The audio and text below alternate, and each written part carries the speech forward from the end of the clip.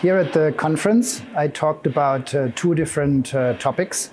First of all, I discussed MAC scoring. MAC scoring is a new method to predict response to Venetoclax in patients with AML.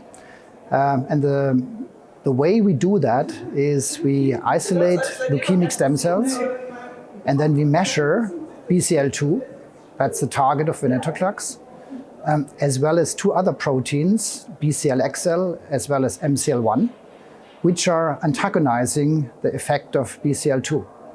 And so by measuring in leukemic stem cells BCL2, BCL-XLs, and MCL1, we generate a MAC score. And we can show that if the MAC score is above 0.4, that patients, almost all patients, do respond to Venetoclax. And vice versa, if they have a lower score than 0.4, then actually they are almost certainly not responding to Venetoclax treatment. So this turns into very different overall survival data with patients who have higher than 0.4, have a reasonably good survival, versus the ones which have a lower than 0.4, have actually a rather poor response as well as poor survival. So this method is cheap because it's flow cytometry.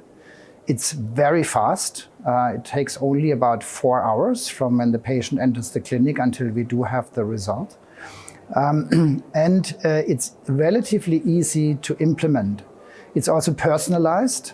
So for each patient, we know relatively quickly whether they will or will not respond to Venetoclax Azacitidine treatment. And those patients would then actually be favorably treated with classical combination chemotherapy, 7+3 or others.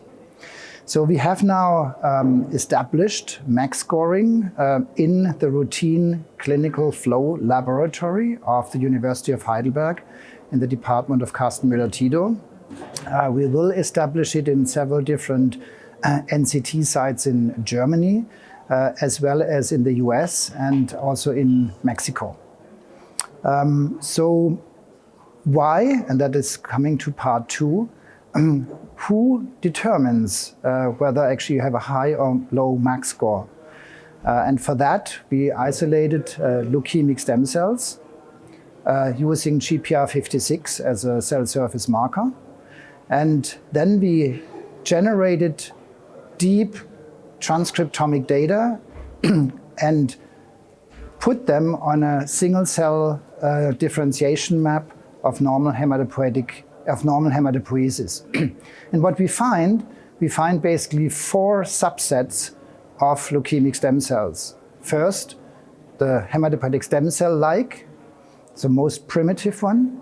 Then the LMPP-like, that's the majority with over 50%, as well as the megakaryocyte erythroid progenitor-like, MEP-like. They all show very different response to Venetoclax Azacitidine. The LMPP ones, they actually respond rather well, while the HSC and the MEP ones, they are rather poor responders. We also identified a 4th category of stem cells, which are not classic. They don't generate a hierarchy, and they are basically much more differentiated cells, however, have very high self-renewal capacity. We call them MODIs, for monocytic dendritic cells.